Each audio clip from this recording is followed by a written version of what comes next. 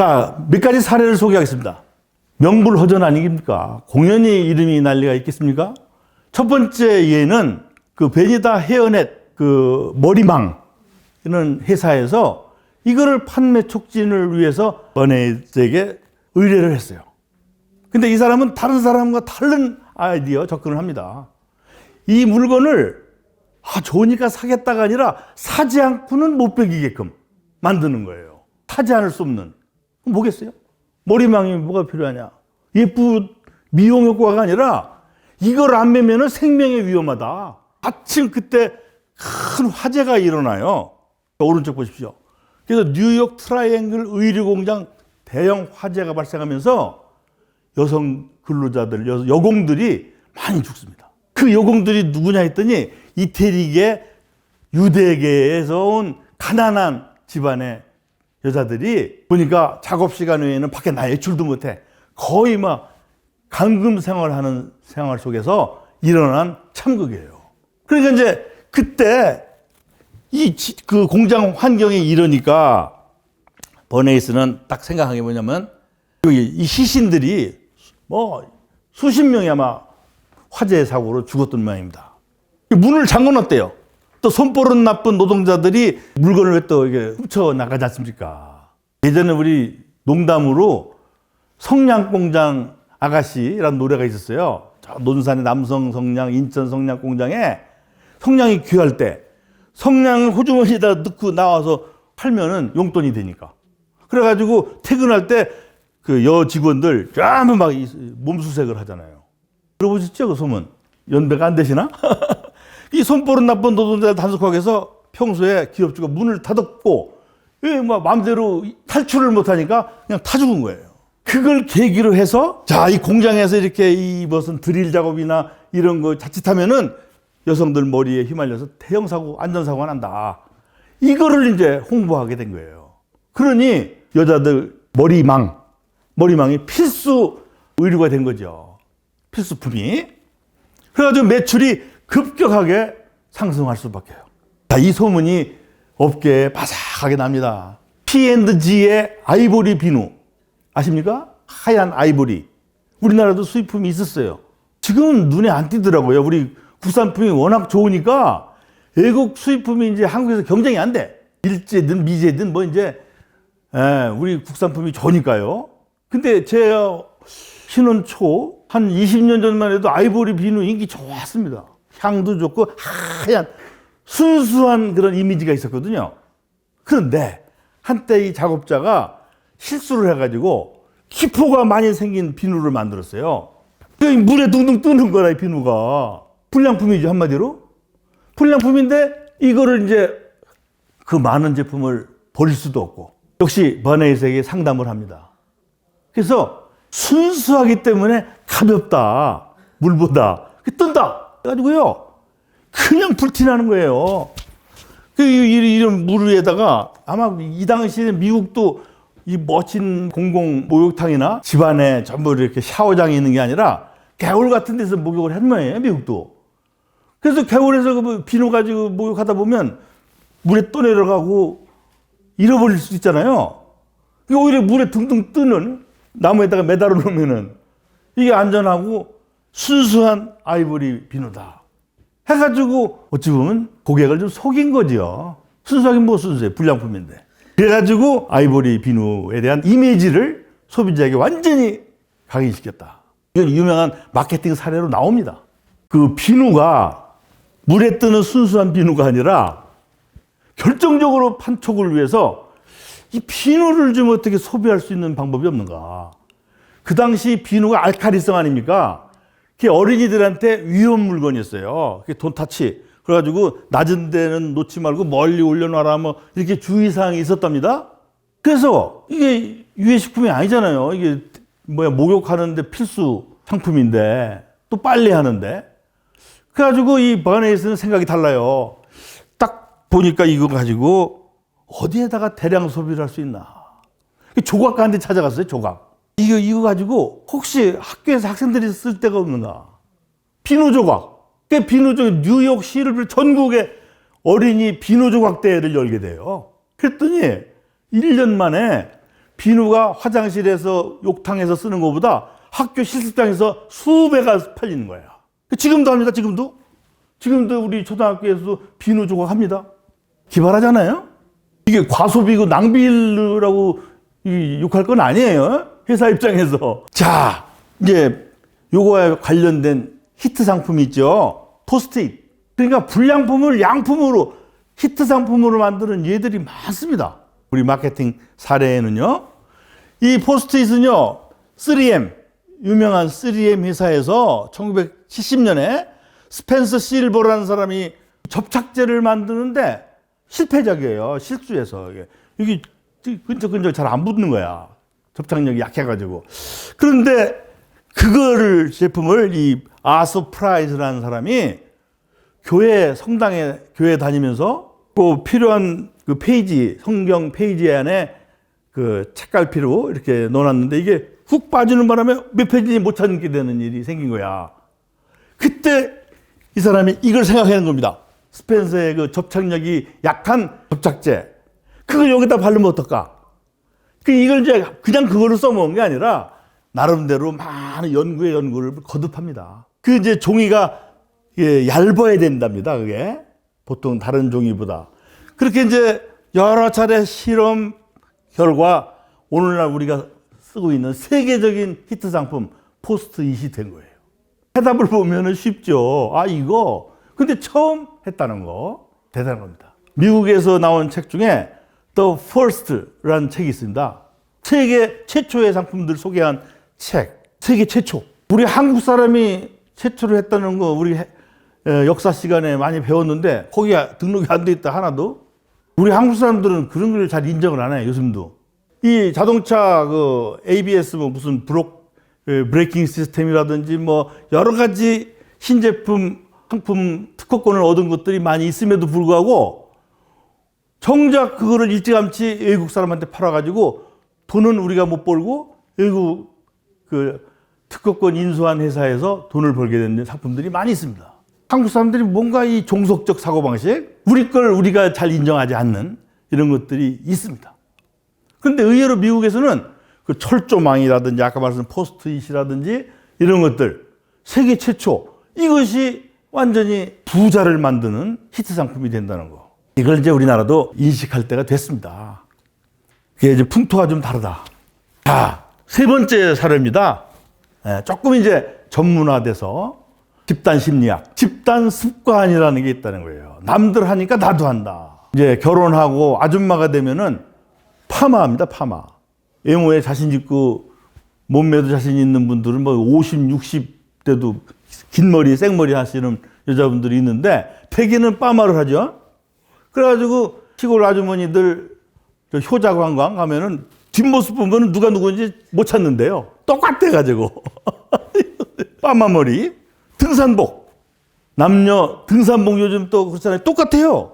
바지 모양도 이렇게 몇 조각으로 나눠져 있는 거 등산화도 또. 이런 게 이제 집단 습관을 하나의 그 유행을 일으켜가지고 대량 소비에 연결하는 이 사람의 아이디어입니다. 거기다가 피아노에 대한 집단 습관.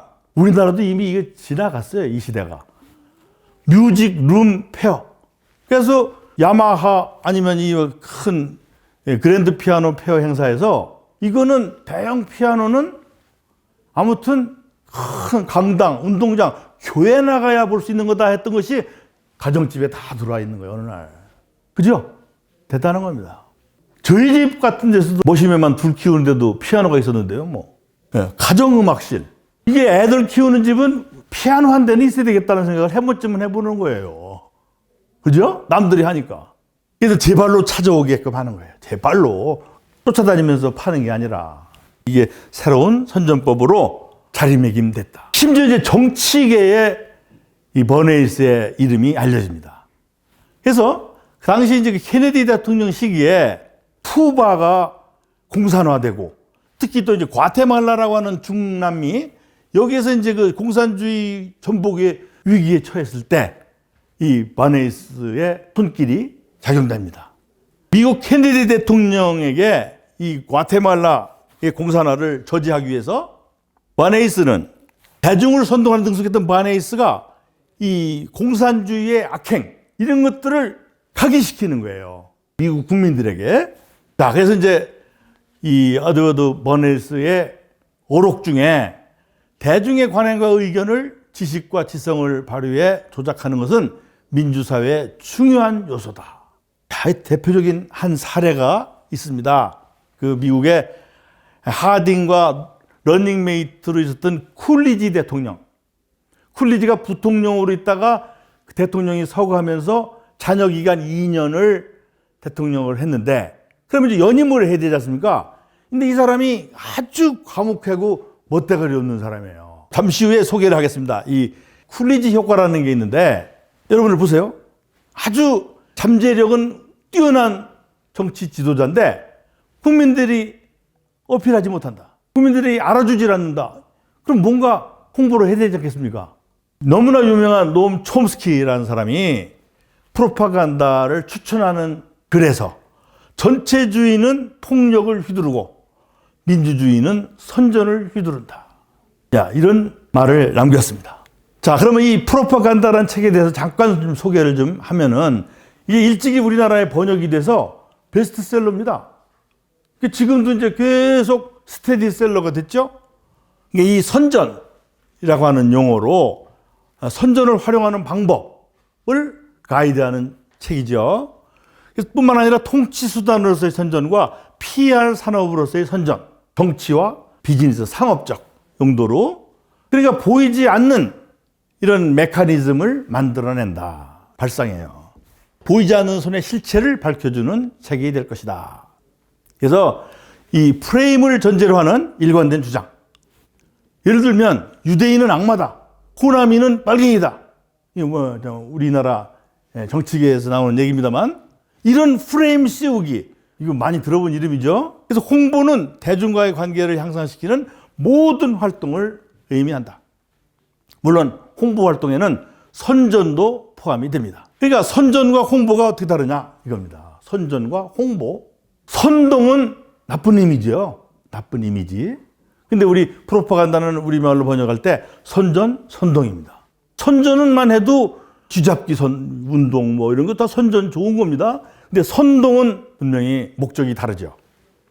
버네이스의 하나의 업적이 있습니다. 미국 축산업회, 베이컨 축산업체, 정육점 이런 데서 아침 식사 그냥 간단하게 시리얼이나 먹던 그런 미국 사회에서 이제 많은 사람들이 그 의사들로부터 아침 식사가 좀 에너지가 부족하다, 칼로리가 부족하다는 권고를 듣고 역시 이제 버네이스에 의뢰를 하는데, 베이컨의 계란 후라이, 이게 미국 아메리칸 브렉퍼스트의 상징이 돼버렸어요.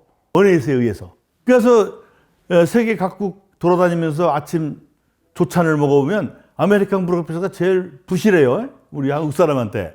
그나마도 버네이스 이전에는 더 부실했답니다. 글자 그대로 브렉퍼스트예요. 단식을 깨는 정도. 점심을 잘 먹고.